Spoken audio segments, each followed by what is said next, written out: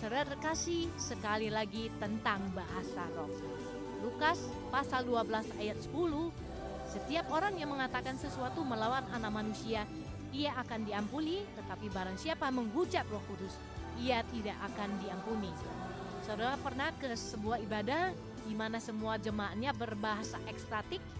Mari kita pelajarin apa itu bahasa roh yang alkitabiah dan apa itu bahasa ekstatik yang menghujat Roh Kudus.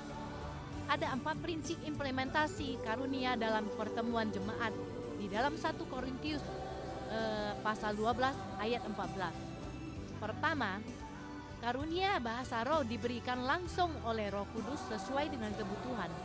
Yang diberi karunia tidak dapat menolak dan yang tidak diberi tidak dapat memaksa untuk memilikinya.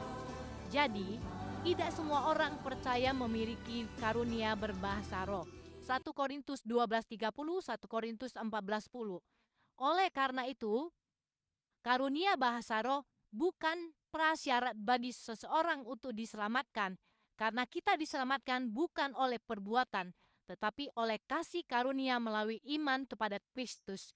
Bahasa roh juga bukan indikator untuk menentukan tingkat kerohanian seseorang. Kedua adalah tujuan pemberian karunia adalah untuk membangun jemaat, bukan membangun pribadi yang berbahasa roh. 1 Korintus 14 ayat 4, 1 Korintus 12:26. Sedangkan bahasa ekstatik sama sekali tidak membangun jemaat karena tidak mungkin dipahami manusia yang akan dibangun rohaninya, sehingga dapat menjurus kepada praktek menghujat Roh Kudus. Ketiga, wujud bahasa roh adalah kata-kata yang tidak dapat dipahami oleh semua orang, kecuali bagi yang mengerti bahasa tersebut, sehingga bahasa roh perlu ditafsir atau diterjemahkan. Jika tidak ada penafsir, maka orang percaya tidak boleh berbahasa roh dalam pertemuan jemaat. 1 Korintus 14, 2, 5, 1 Korintus 13:28. Bahasa ekstatik jelas tidak bisa ditafsir, sehingga ucapan menjadi sia-sia, bahkan bisa disalahpahami sebagai perkataan orang gila. 1 Korintus 14:9 dan 23. Artinya bahasa roh yang ditafsir berfungsi untuk membangun atau mengajar jemaat sehingga jemaat memahami isi hati Tuhan. Alkitab tidak menyebut fungsi lain dari karunia bahasa roh.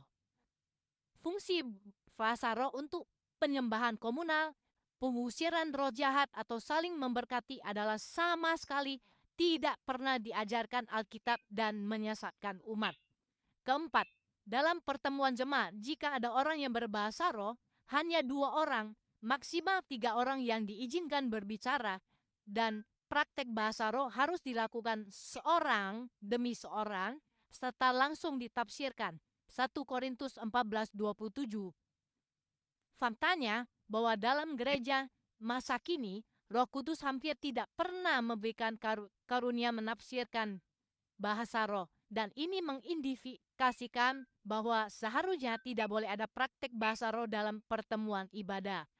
4 prinsip pengajaran Alkitab di atas adalah pedoman implementasi karunia bahasa roh dalam pertemuan jemaat yang bisa menolong kita untuk mengenali bahasa ekstatik yang menyesatkan.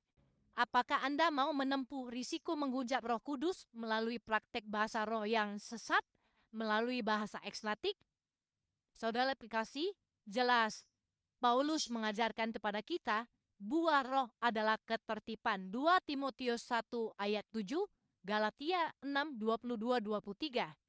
Dan sebagai penutup, 2 Timotius 4 ayat 3 dan 4, karena akan datang waktunya, orang tidak dapat lagi menerima ajaran sehat, tetapi mereka akan mengumpulkan guru-guru menurut kehendaknya untuk memuaskan keinginan telinganya.